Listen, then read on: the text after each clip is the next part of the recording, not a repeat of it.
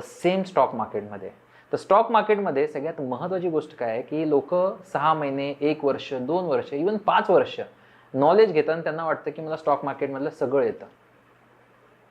म्हणजे इव्हन जर तुम्ही विजय केडिया, राकेश झुनझुनवाला किंवा पोरेंजू हे मोठे मोठे जे इन्व्हेस्टर आहेत ह्यांचे जर इंटरव्ह्यू ऐकाल तर त्याच्यामध्ये सुद्धा ते म्हणतात की इतके वर्ष मी या मार्केटमध्ये असताना सुद्धा आम्हाला अजून हे माहीत नाही की मार्केट कुठल्या वेना कुठल्या कंडिशननं कसं रिॲक्ट करेल.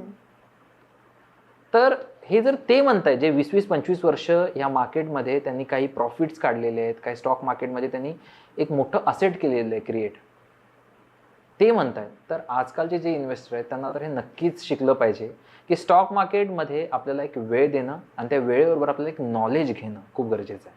कारण स्टॉक मार्केटमध्ये इतक्या गोष्टी आहेत की ज्या लोकांना आजकाल माहीतच नाही आहेत. म्हणजे एक बेसिक काही गोष्टी शिकतात की काही ट्रेंड काय आहे, की त्याच्यामध्ये असलेले काही चार्ट्स काय आहेत, ह्या गोष्टी शिकून त्याच्यावरती त्यांना असं वाटतं की मला सगळं येतं आणि त्यावरती मी प्रॉफिट काढेल. एवढं इझी असतं तर जगातले म्हणजे आपल्या ॲटलिस्ट भारतामधले प्रत्येक लोक श्रीमंत असते तेवढं शिकलं असतं.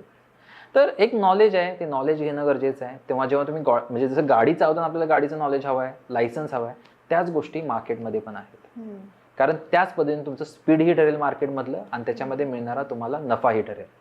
आणि बरेच लोक काय करतात की एक रील्स बघतात किंवा काही असं वाटतं की आपण असं जर केलं तर आपण लवकर श्रीमंत होऊ.